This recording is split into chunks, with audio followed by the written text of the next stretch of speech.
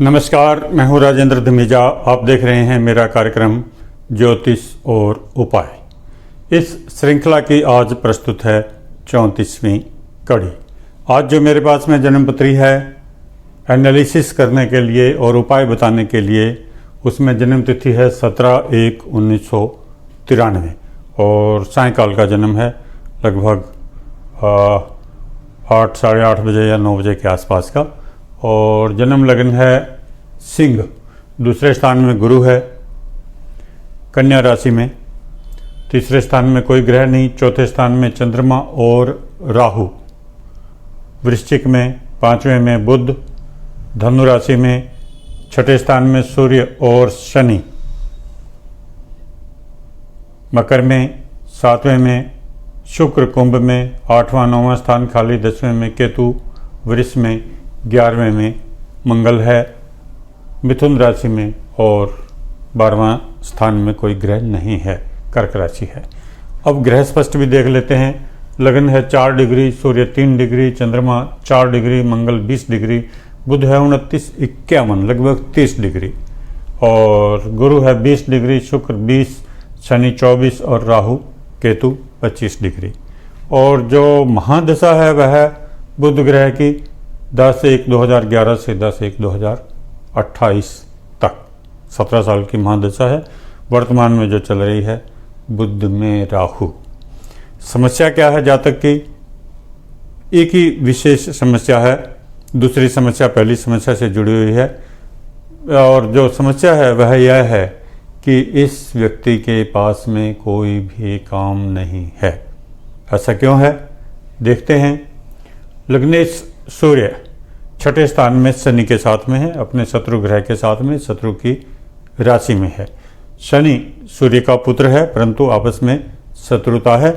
तो जो शनि की राशि में नॉर्मली सूर्य जो प्रसन्न नहीं होता, परेशानी होती है, तो कुछ परेशानी का कारण ये है परंतु मूल कारण ये नहीं है।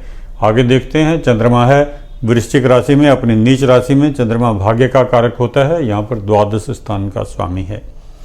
फिर बुध है। बुध को देखना महत्वपूर्ण है क्योंकि बुध धन देने वाला ग्रह है, शिक्षा देने वाला ग्रह है और स्वास्थ्य के लिए बहुत महत्वपूर्ण ग्रह है।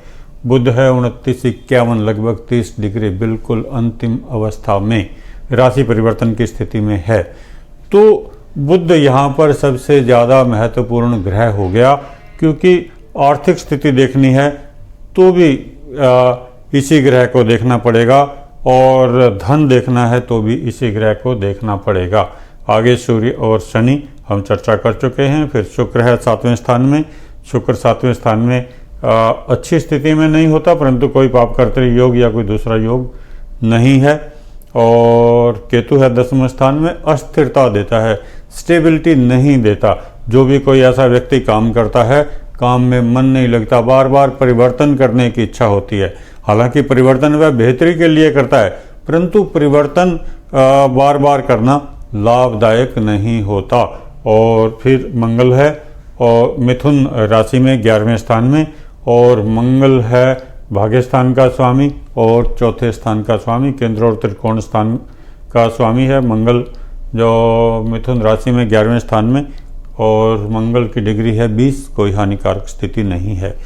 तो एक ही महत्वपूर्ण जो हमारे पास में ग्रह है बुध। और अभी दशा भी देख लेते हैं। दशा चली है बुध ग्रह की 10/1/2011 से 10/1/2028 तक। यहाँ पर दशा का कमाल ही नज़र आता है हमें, क्योंकि जो 1993 का जन्म है और 2011 से, जनवरी 2011 से 2010 के अंत चल गए आप, तो दशा चली है जो बुध ग्रह की जिसमें देने की क्षमता नहीं है। 1993 का जन्म हुआ तो 7 साल वे और 10 साल ये, 17 साल की उम्र हुई, लगभग 17 साल की उम्र हुई, तो 18 साल मान सकते हैं, 18 साल की आयु हुई।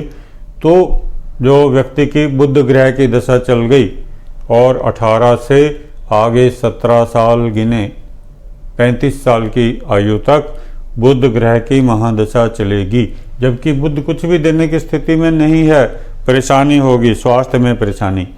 एलर्जी, जरा सा धूप में निकलेगा, ठंडी जगह का रहने वाला है व्यक्ति, जरा सा धूप में गर्मी में कहीं भी जाएगा उसे परेशानी होगी, पसीना आएगा, और जो सर दर्द होगा, कमर दर्द होगा, एलर्जी होगी, कुछ भी बहुत ज़्यादा खाने की स्थिति में नहीं होगा, पचाने की स्थिति में नहीं होगा, और बार बार स्वास्थ्य में खराबी आएगी।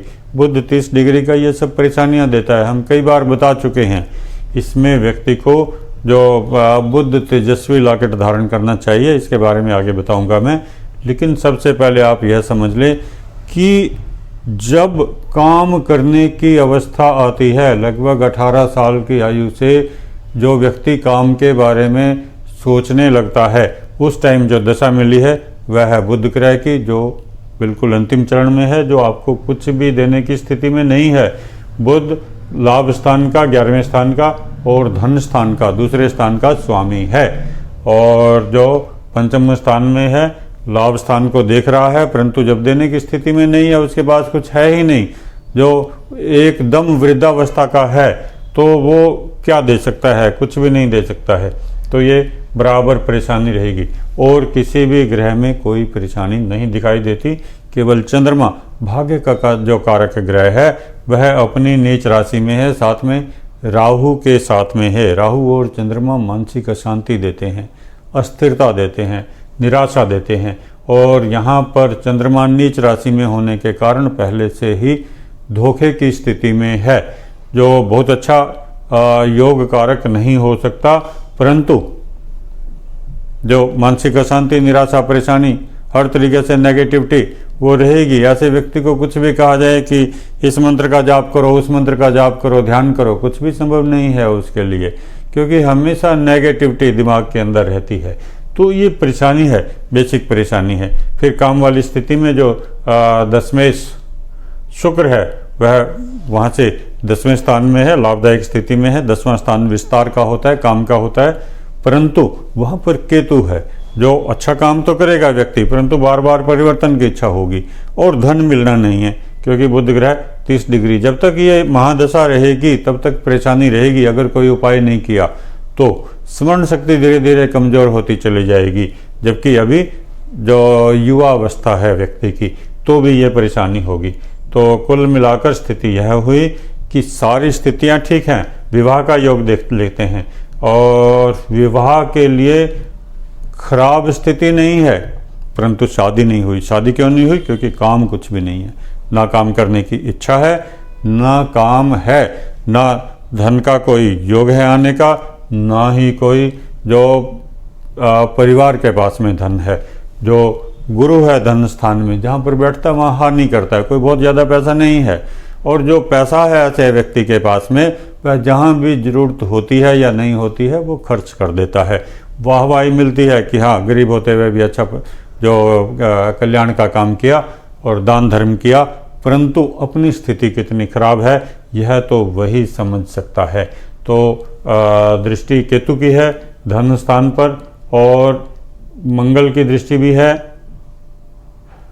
तो मंगल तो ठीक स्थिति में है, परंतु जो गुरु है वहाँ पर वही जो धन को टिकने नहीं देता, सद्कार्य में लगाता है।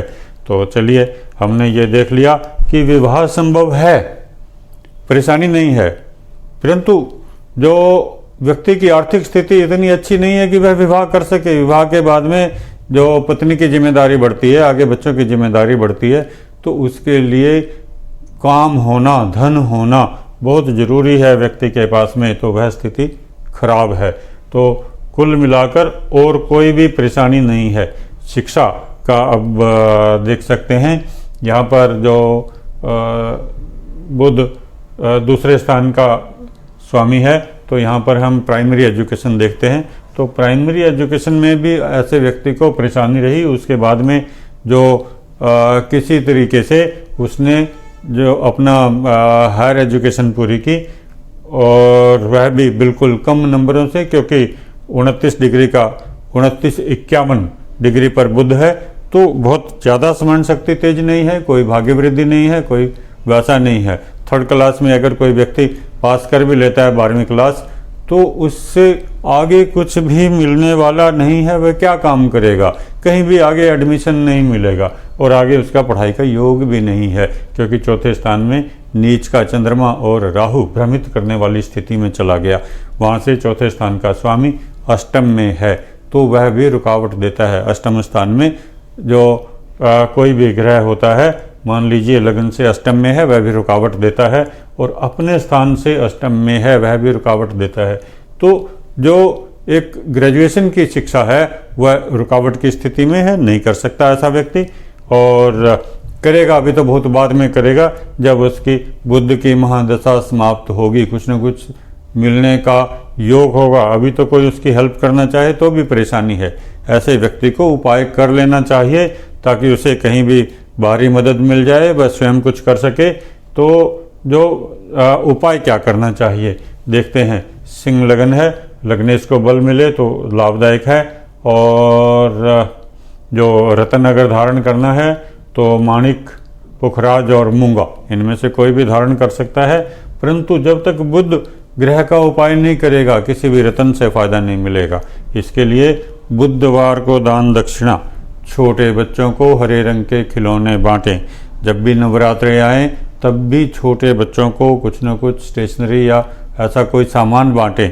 छोटे बच्चों की शिक्षा में सहायता करें, गाय को हरा चारा खिलाएं, और स्कूली शिक्षा में किसी को भी योगदान दें, किसी भी बच्चे की सहायता करें, भले उसे पढ़ाएं, भले उसे कोई जो वस्त्र लेकर दें, कोई किताब लेकर दें, कोई जो स्टेशनरी का सामान लेकर दें, कुछ भी करें तो इससे लाभ मिलेगा। इसके अतिरिक्त अगर पैसे हों जब भी, तो बुध तेजस्वी लॉकेट धारण करें ताकि बुध ग्रह को कुछ बल मिले और वह देने की क्षमता में आए। और जब वह देने की क्षमता में आएगा, आपके पास में पैसे हों, तो आप अपना व्यवसाय भी कर सकते हैं और बाहर निकलकर आपको डर भी नहीं लगेगा, घबराहट भी नहीं होगी। आप जो नौकरी भी कर सकते हैं, कोई उससे परेशानी नहीं है। केतु अस्थिरता देता है दसम स्थान में होने पर। व्यवसाय में, अपने काम में अगर आपने करना भी है तो मानसिक स्थिति को मजबूत करें। आर्थिक स्थिति तभी बेहतर होगी जब आपका अंदर से मन मजबूत होगा, काम करने की शक्ति होगी। तो ये हमने देखा। और बुध ग्रह का मंत्र जाप करें। अभी बुध में राहु की दशा चली हुई है, राहु व्यक्ति को भ्रमित करता है, और बुध और राहु आगे पीछे ग्रह हैं। आगे पीछे का मतलब अंतर्द्वंद, बार बार सोचने और छोड़ने की स्थिति। एक कदम घर से बाहर, फिर अंदर, फिर बाहर, फिर अंदर। आज यह करूँगा, कल वह करूँगा, रोज का रोज यह सोचना और करना कुछ भी नहीं, यह स्थिति होती है ऐसे व्यक्ति की। खैर कोई बात नहीं, हमें जो मार्गदर्शन देना है वह इतना सा है कि बुध में राहु की दशा है। राहु ग्रह का दान दक्षिणा जरूर करें। वर्तमान में राहु ग्रह का मंत्र पाठ करें, ओम ब्राह्म ब्रीम ब्रोम स राहवे नमः। राहु ग्रह के लिए काली दाल, महासाबुत उड़द की दाल दान करें, साथ में एक सिक्का उसके साथ में रखें, और जो राहु ग्रह का मंत्र पाठ करें, हर रोज करें, सुबह कर लें या शाम को कर लें, जब भी समय हो, साफ सुथरे स्वच्छ होकर काम अपना यह जाप करें, तो निश्चित तौर पर फायदा मिलेगा और परेशानी हल हो जाएगी। तो इस जन्मपत्री में आज के लिए इतना ही। आगे जैसा ज़रूरत होगी फिर बात करेंगे। तब तक के लिए धन्यवाद, नमस्कार।